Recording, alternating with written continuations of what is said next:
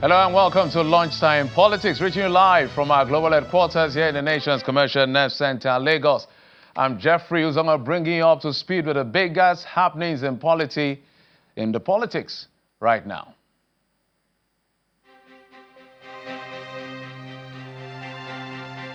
House of Representatives votes overwhelmingly in support of the proclamation of the state of emergency in Rivers State, make amendment to the provisions of the proclamation.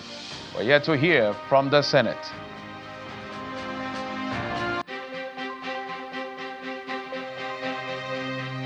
And a coalition of opposition political leaders, including former Vice President Atiku Abubakar, Nasser El-Rufai, Babachir Lawal, and others, reject Rivers emergency rule, asks NAS to disapprove.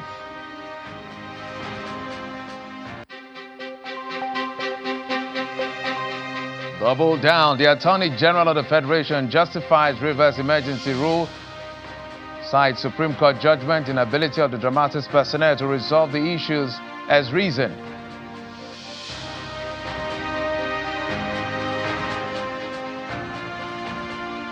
Welcome to the program. Let's get straight to it and bring you the breaking news from the National Assembly, where we can tell you that the House of Representatives, the lower chambers of the National Assembly, has voted overwhelmingly in support of the proclamation of a state of emergency in Rivers State. The Speaker announced that plenary was attended by 240 members, indicating that a quorum was formed because it requires 240 votes, which is about two-thirds majority, to be able to ratify, approve, or disapprove the proclamation by the President. And of course, some amendments were made. The House making the amendments said they set up a committee of eminent Nigerians to mediate on the matter during the period of emergency rule in the state, drawing the attention to the constitutional provision that allows the National Assembly to make laws for a state if at any time the State Assembly is unable to perform its functions, disagrees with the President's position that the Federal Executive Council should usurp this function, that the state emergency can be reviewed and terminated at any time within the initial 6 months as proclaimed based on progress made with regards to peace. Nothing from the House of Reps is talking about the issue of suspension of the governors. Perhaps this overwhelming vote has already said they support that move. Okay, so as far as that is concerned, that's what we are tracking at the moment at the National Assembly.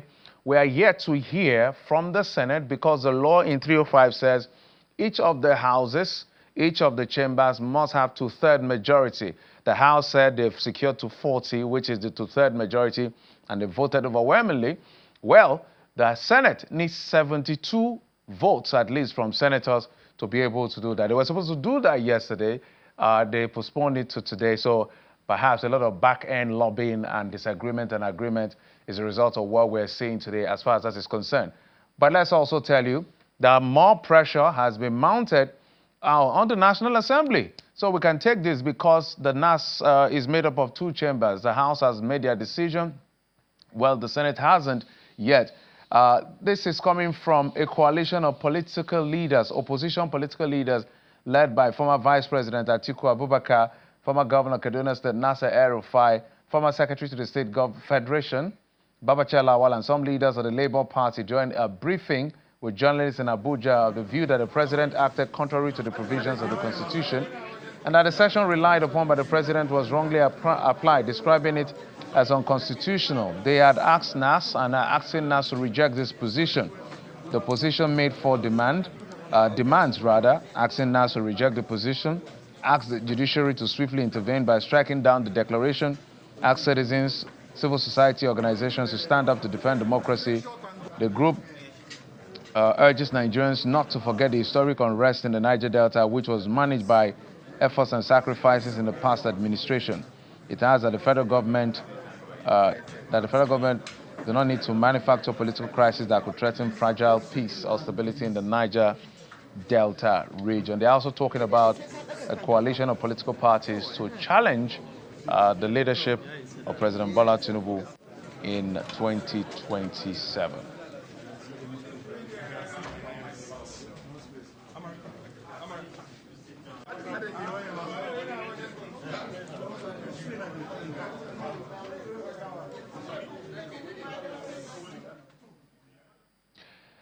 Let's also tell you, yesterday the Attorney General of the Federation and Minister of Justice, Lateef Fagbemi, has justified the state of emergency declared by the President and the suspension of Siminalayi Fubara as Governor and Deputy Governor Professor Ngozi Odo and all elected members of the House of Assembly for 6 months.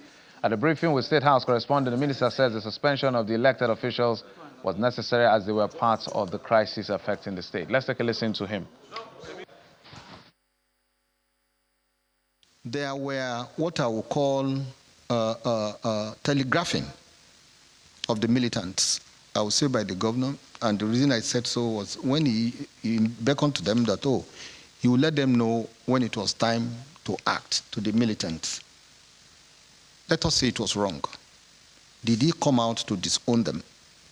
The answer is no. And a week after they swung into action, you see or witness vandalization of oil pipelines. Don't also forget that before now, that is when this government came into office, Nigeria was producing about 900,000 liters of oil, barrel of oil a day. With the efforts and all the ingenuity that the president had, he ensured that the production rose to about 1.5 barrel per day. That's about 45 of something increase. Governors were smiling home at the end of the month with about 60% increase in their take-home to their various governors. Then somebody rose or encouraged or became inactive when he was supposed to act. There was not a word dissuading the threat, the militants who issued this threat. When you talk of state of emergency, it's an extraordinary situation demanding the suspension or putting in abeyance the normal situation that would have been. All right, let's get some more perspective on the program. Ekemi Udim is a legal practitioner. He joins us from Uyori, Akwa Ibom State Capital, to bring us up to speed as to what we should understand, what is playing out. Mr. Udim, thank you so much for coming on the program. Thank you for having me.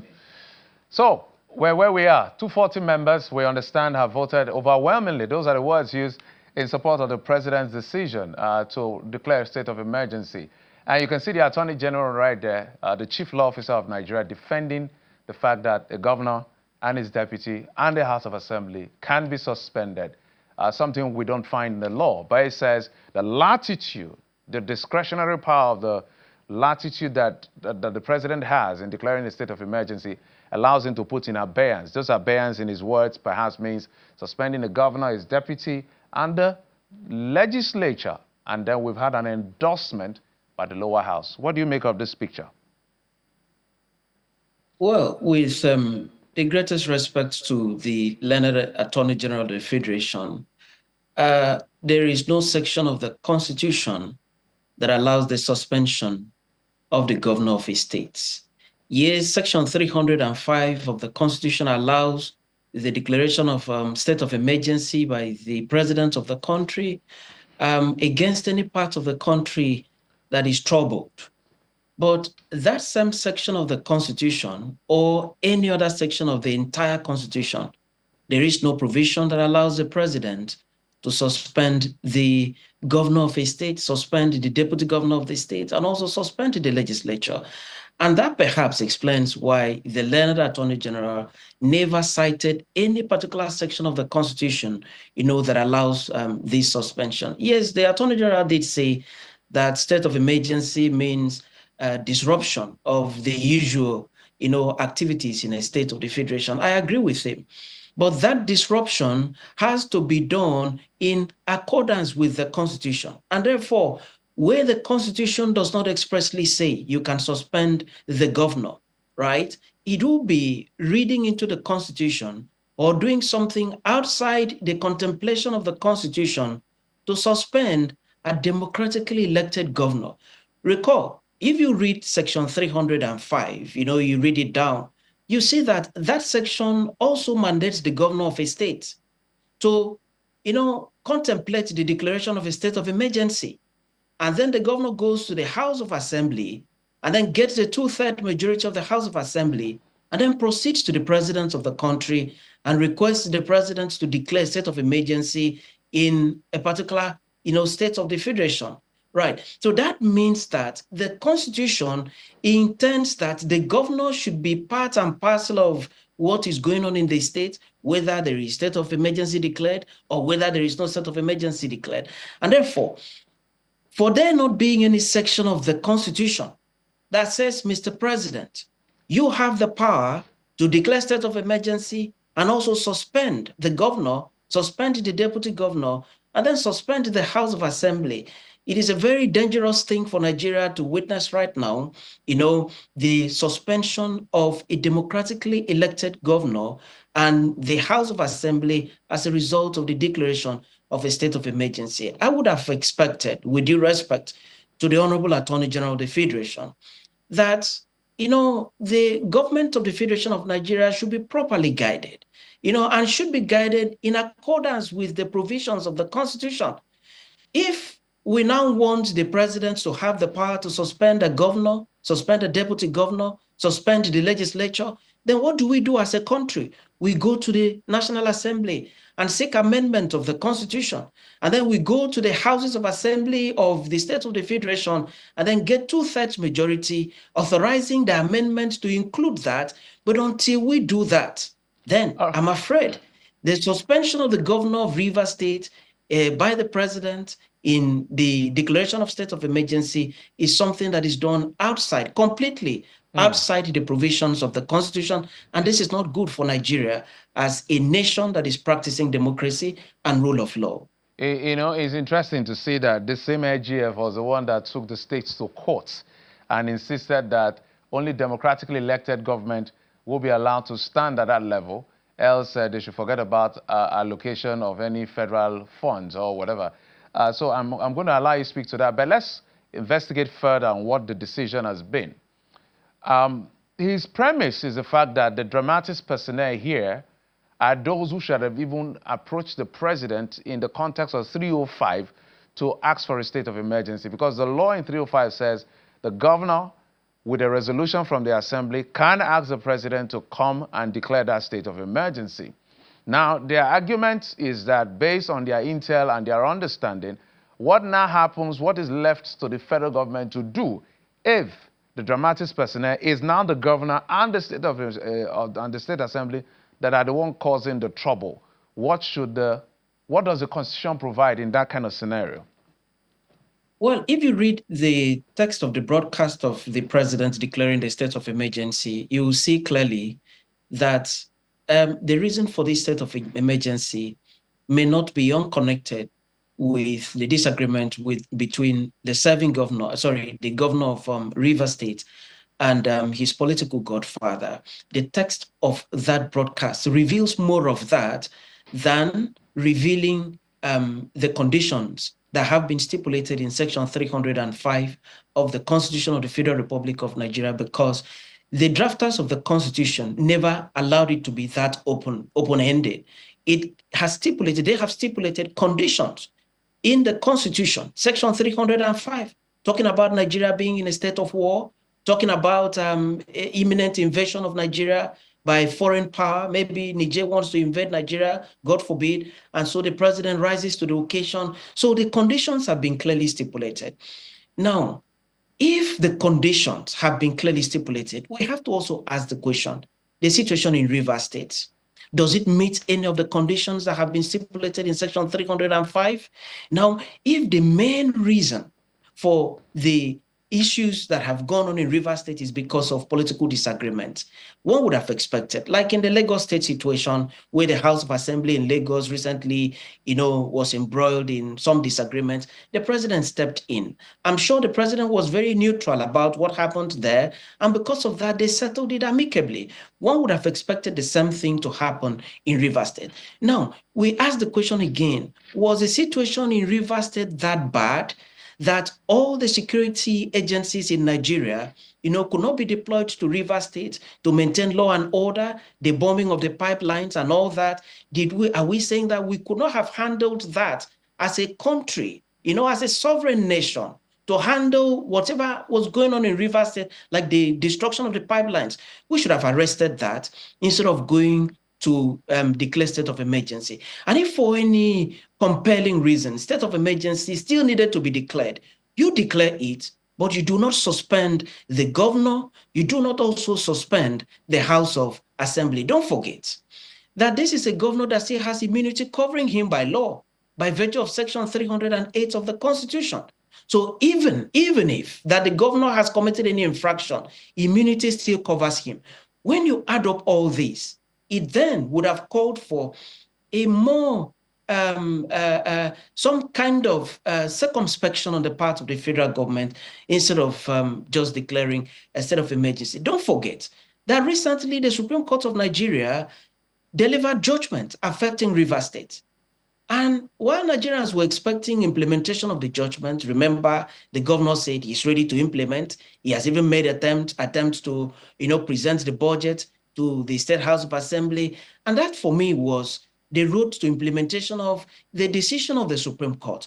One would have expected that would be allowed to go through. Don't also forget that not long ago, I think 2 or 3 days ago, the State House of Assembly served impeachment notice on the governor. These are democratic steps that should have been allowed to go through without necessarily, declaring a state of emergency and then suspending the governor of the state.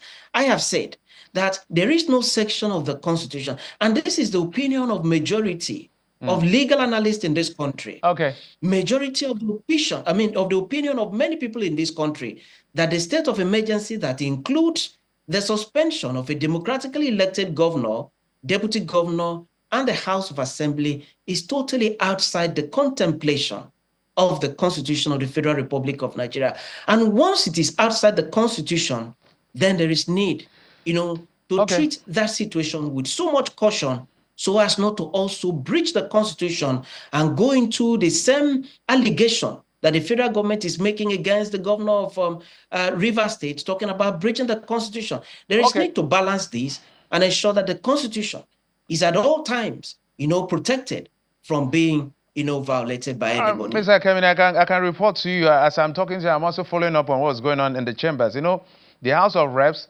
has actually made their decision. Now we're waiting for the Senate. It appears to me, from what I'm seeing, they have not yet agreed. So I'm seeing feelers that they may have to go into an executive session, and some Nigerians are not having it. Everybody's watching them closely because they need 72 votes to be able to muster that decision for the president to have the validity of his action as possible. Let's say that, for instance, this was a presidential overreach based on information available to the president in his own wisdom. It was a presidential overreach. Would you say that the House of Representatives has now endorsed the legality and unconstitutionality? Because every lawyer, literally every person who is not on any side of this that I've spoken to, we've heard from, has said, look, you can declare a state of emergency, that's even a debate, but suspending democratic structure like the House of Assembly and that of the governor and deputy is total recklessness. So would you say they have endorsed illegality and unconstitutionality? Well, until the House of Assembly has also specifically said that the suspension of the governor, the deputy governor, and the House of Assembly has been ratified by the House of Assembly, I take it to mean that they have not yet addressed that issue. What they have addressed is one part of the declaration, which is the declaration of the state of emergency by the president. They have a responsibility in law to also make a statement about the suspension of the governor, the deputy governor, and the House of Assembly. If they don't do that, then they have not satisfied satisfied the requirement of the law, which talks about them giving the approval. What are you approving? Is the Federal House of Representatives approving the suspension of the governor? Where is the legal backing for that? For now, they have not spoken about that. I have seen the excerpt of what they have spoken about, and they have also asked for some adjustment and so on. They have not made mention of the legality of the suspension of the governor, deputy governor, and state house of assembly. And for that, I have the impression that they are still thinking about that. They are yet to make a statement on that because the law requires that they make a statement, on that. And this has to be done because we are talking about constitutional, adherence to the Constitution of the Federal Republic of Nigeria. And everybody, lawmakers cannot encourage any breach of the Constitution. Rather, they should encourage the protection of the provisions of the Constitution. And therefore, Nigerians want to hear what is the position of the Federal House of Representatives regarding the suspension of the governor, deputy governor, and the House of Assembly. Until they say that, until they make a point clear, very clear to Nigerian citizens on that, then their action, about an hour ago or less than an hour ago is still incomplete. And the law requires that they should make it complete for the law and for the citizens of the country to see clearly where the House of Representatives, belong on this issue. Okay, I'm literally multitasking, trying to get heads up as to what is playing out in the chambers. I can tell you that the Senate has actually gone into a closed-door session as we speak to deliberate further. And I think I noted your point about the exactitude in terms of that part that has to do with the suspension of the governor and the deputy, and as well as the members of the House of Assembly of Rivers State. I've also reached out to the people that are in that chamber to get me a clarity as to what was said concerning that.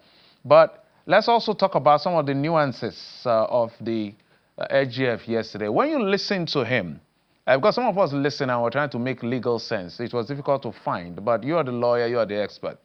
Was this more of an economic decision, marked in political decision, and less of a legal decision? Well, it appears so. It appears so.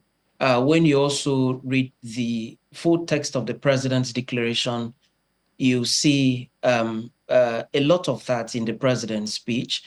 And when listening to the learned Attorney General of the Federation yesterday, you could also see that he made mention of pipelines being broken by militants. He also made mention of the fact that the governor addressed militants and then encouraged them to break the pipelines. But the question I want to ask here is, the governor of Rivers State went for commissioning in a particular part of the state, and then he addressed the people there. With all due respect, is the learned Attorney General saying that all the persons that gathered there for the commissioning in Rivers State, the youth, the elderly, the commissioners, and even the governor himself, that all of them are militants? Mr. Kemini, just hold on. So, without trying to defend him, just a moment. Just a moment, if you can hear me, without trying to, just to complete that phrase. So, when he said that, I said, I've forgotten the word. Is it teleguiding? When I remember the word, I'll say.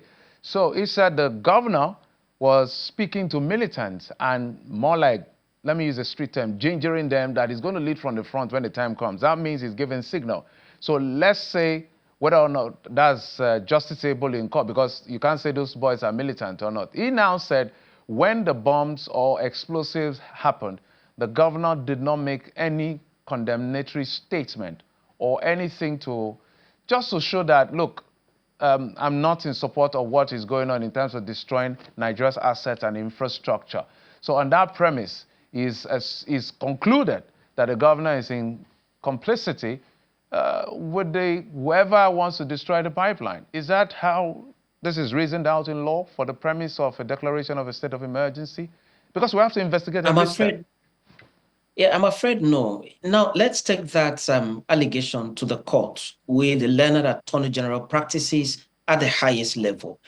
If the learned Attorney General goes to the court to arraign Mr. Fubara and then says that, he did this the same way he said in the press conference yesterday, will Fubara be convicted by a court of law? Can a court of law use that clearly and say that Fubara is guilty as accused, as alleged? I don't think so. And I think that, a lot of people have called in the past for the separation of the Office of Attorney General from the Office of the Commissioner or Minister for Justice. I think it was for situations like this that the call became very loud, so as to separate the politician from the technocrat, separate the politician from the man that is in the office and attending strictly to the issues of law. But our federal attorney general is a well-experienced man. You give it to him on issues of law. We followed him over time before now. And Nigerians expect that the federal attorney general, with the greatest respect to him, should stand on the side of law at all times and interpret the law the way it should be interpreted. He shouldn't allow maybe the pressure from pressmen to make him say what he ordinarily, would not say, what ordinarily would not be ascribed, to the man that we know as the man of the law, as someone that has practiced law at the highest level in this country and has done so with distinction. I mean, talking about what Fubara said at the commissioning and drawing the conclusion that the bombing of the pipelines, was encouraged by the governor of the state, I think it's a conclusion, taken too far, with the greatest respect to the federal attorney general. Okay. Now, it is also possible that the governor may have spoken with security agencies in the state.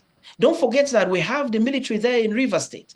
We have the Nigerian defense, civil defense. Their own is to protect pipelines and all that. So I think the conclusion that has been drawn, and if it was such conclusion that was drawn to declare state of emergency and suspend Governor Fubara, then that for me was quite unfortunate. And I think that in interpreting the law, there should be that fidelity to the law so as not to allow political coloration to infiltrate into the interpretation of provisions of and making of legal statements. We must appreciate you so much, Akemen Odim, legal practitioner, joining us from Uyo Akwa Ibom State. Thank you for your objective analysis. Thank you, sir.